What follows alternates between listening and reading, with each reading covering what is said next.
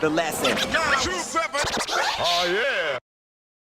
If you were throwing a party and you had 5 hours, 1 hour per DJ, excluding yourself, what's your ideal DJ lineup?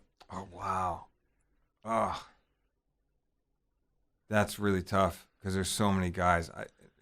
There's so many people I would throw in there.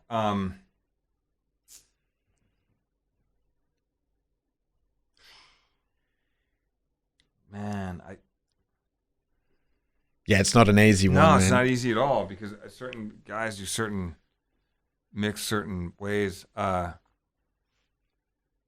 probably throw in my friend Tom Chastain, who's a reggae guy. I know he would play an incredible reggae set, and that would definitely have to be in there. I'd probably have Jazzy Jeff.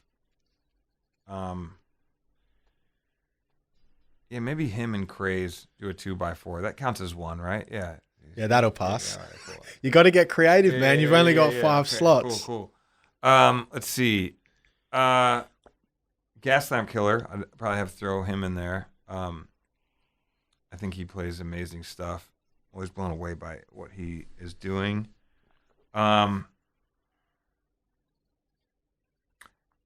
Probably Kid Koala, just on sheer, like, I don't know what the hell I would get, but I know it would be interesting and amazing. Oh, Jesus Christ. I don't know. Was it one more? You got one more. All right.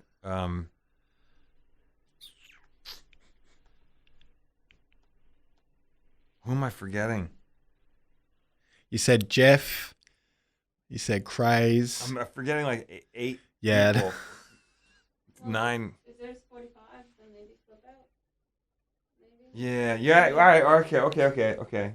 So let's do this. So then for the 45 set portion, I'd probably have Vinyl Richie and DJ Flip Out from Canada. Yeah. Because here's the thing, there's a lot of great 45 DJs, and there's a lot of great DJs, period. I've already not included 30 of people who I think are amazing. Whatever. The Four Color Zacks and the Shadows and we're just going, everyone I'm not mentioning. But those two guys in particular, because they're from Canada and because they vibe off of each other, and I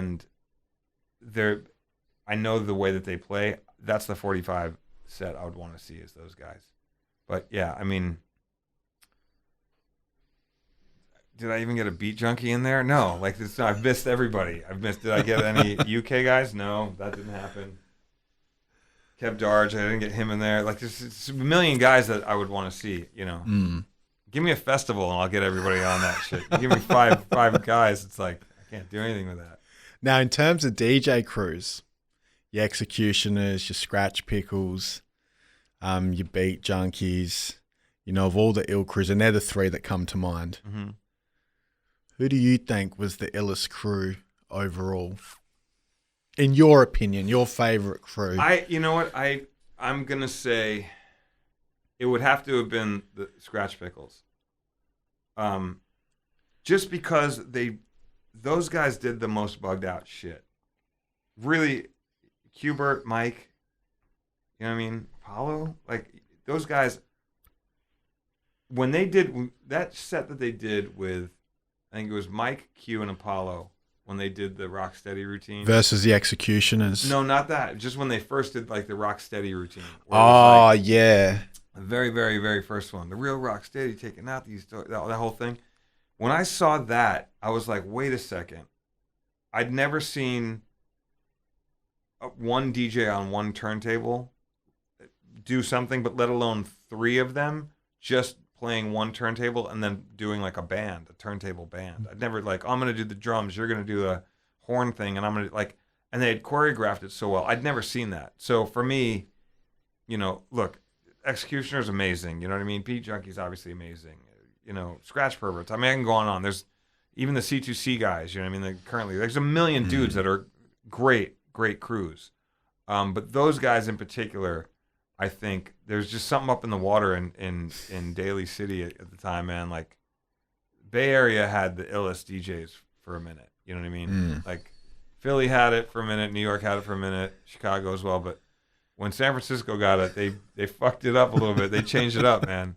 Those dudes, and still to this day. I mean, you see, you look at those guys play and throw down, and they're always doing bugged out.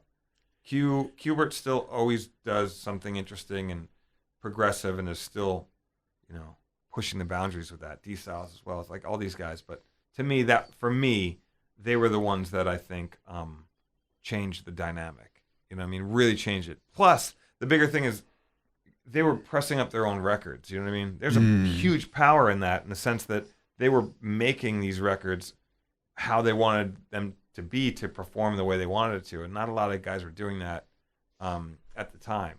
Q was one of the first dudes to do it like that. Simon Harris, Norman Cook, and all those guys, Cameron Paul, all the early guys who were DJs who were making scratch records were making them a certain way, but those guys were the first guys to make it in a way that it was incredibly accessible for DJs to have two of those records, and that's all the records you'd ever need. You know what I mean? And that was game changer. The lesson. 27. Oh yeah.